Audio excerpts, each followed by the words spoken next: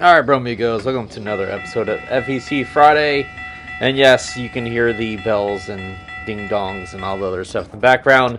There is something wrong with that crossing gate, and you'll see later on that there was a guy working on it. It's been having some issues for a while. Whenever the local comes up, like 910, when it comes up to switch, it's cars, leave cars. I guess there's a faulty connection or something like that. So if there's something parked nearby, i.e. like 430 in this crew right now, then it keeps messing with the crossing signal trigger or network or circuit or whatever you want to call it. So anyways, I caught this by accident. Actually came down here to catch 105 coming south, and as I crossed over to set up for my camera shot, I looked over and saw my favorite locomotive in the whole wide world, number 430, which you have to admit, that's a sharp looking locomotive. It's red, white, and blue, and just awesome. I think it's actually probably one of my favorite locomotives of all time, besides the UP 1988, which is the Katy Heritage, and maybe their 1943, which is their supporter troops. But anyways, came down here to catch 105, and as you can see, they are doing some crane work. They are pulling out materials, I think, to replace that switch right there. As you can see in the gondola right behind the locomotive, it looks like there is a switch right there, and then they were pulling out some ties and some other materials in order to probably start doing some maintenance work. And so here's that guy that I mentioned. He was trying to figure out what the F is going on with that crossing gate. I don't know if he even figured it out, because even after he left, it continued to do its games. So anyways, came down here and filmed them for a little bit while they did their crane stuff, and then 105 came rumbling through, so I got them going around on the siding, as obviously 905 and the maintenance crews were tying up the main.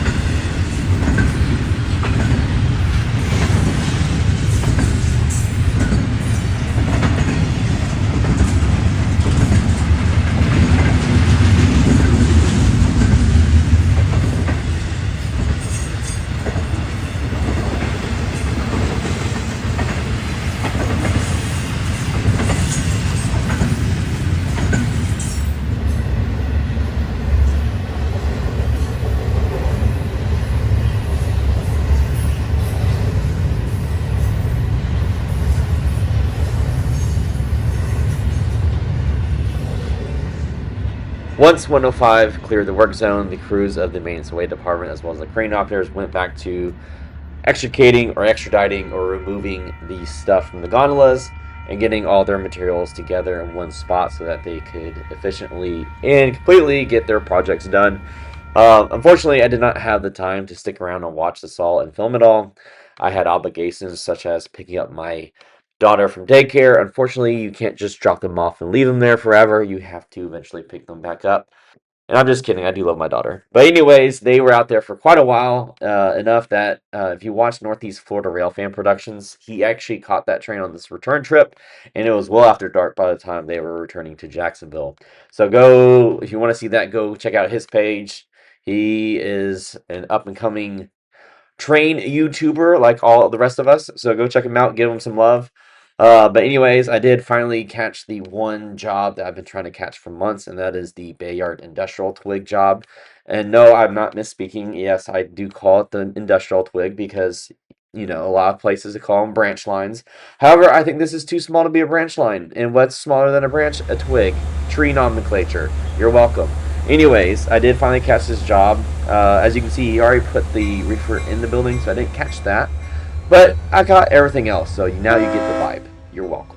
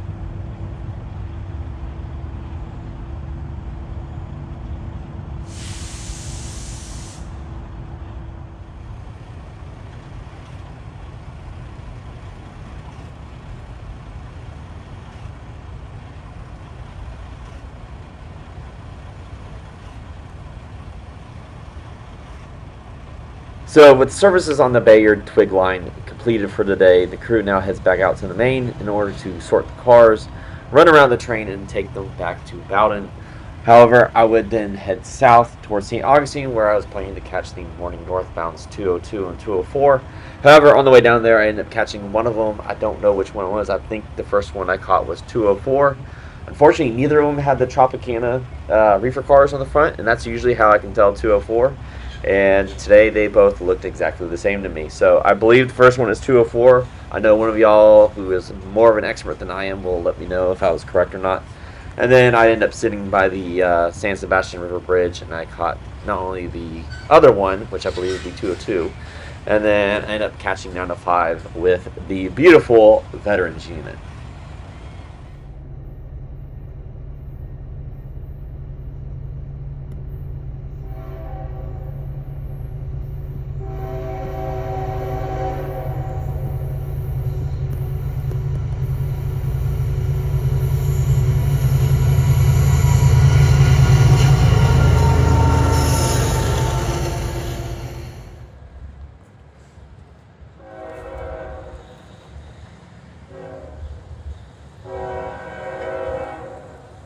So while I was sitting in St. Augustine waiting for the second northbound to show up, I ended up running into another FEC filmer slash YouTuber, guy who has a channel called Matty Guacus, or if it's easier to remember, Matty Guacamole. Just kidding. But anyways, he has a channel called Matty Guacus. He films the FEC as well, so go check out his channel. He and I end up having a nice conversation while we're waiting for this train to show up. And then shortly after this train, if I can talk, I'm sorry. Shortly after this train showed up, I ended up catching down to 5 coming southbound around the curve.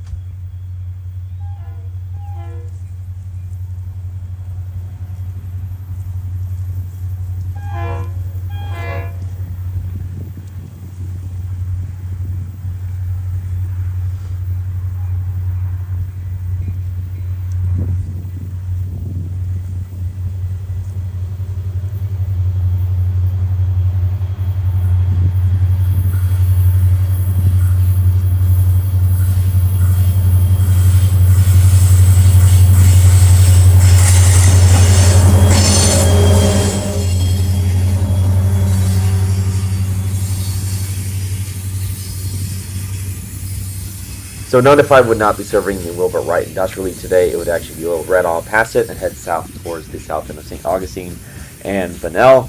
And actually, when it got down to Bunnell, it would actually set off the cars on the siding and proceed solo down towards Favoretta, where it would pick up cars that were set out by the New Smyrna Local 910 for pickup.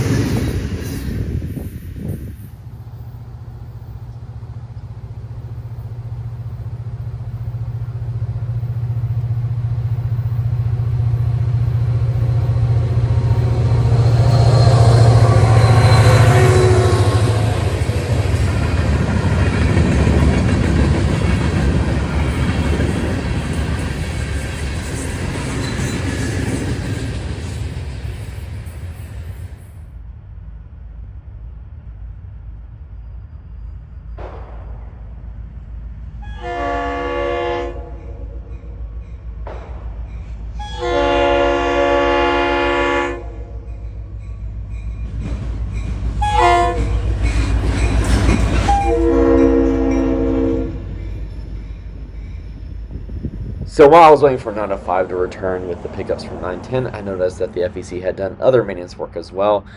This used to be an old faded out signal, and as you can see now, they have a brand new set that is LED. I don't know if they replaced the junction box as well, but it all looked new. So the FEC is getting it done. And they're probably trying to get it done while the weather is cool and before Florida turns back into a frying pan. But anyways, here we can see 905 returning through downtown Bunnell. It's got the cars it picked up from 910 in Favoretta.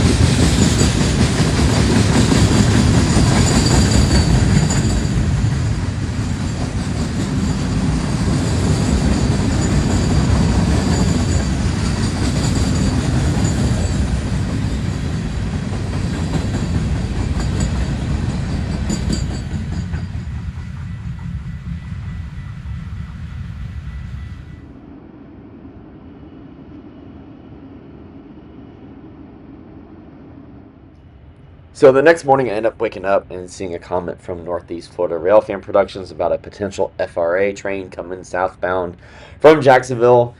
Now, I think the message said that he was expecting it to have a SD70 Ace on the front, and obviously we don't really ever see those on these lines. So I end up running over the tracks to see what kind of locomotives it would have. And while it did not have an Ace, it did have something better, which was my favorite locomotive of all time.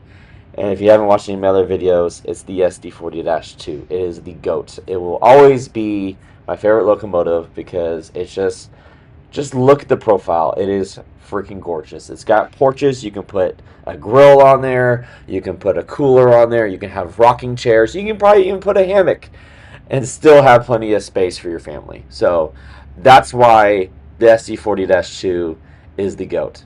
That, and it's reliable as shit. So anyways, FRA Train comes down, and leading it was one of FEC's champion painted SD40-2s. And of course, that makes me happier than anything else in the world, except for maybe the big boy. The big boy would be cool. That would probably maybe beat this. But yeah, anyways, enjoy it.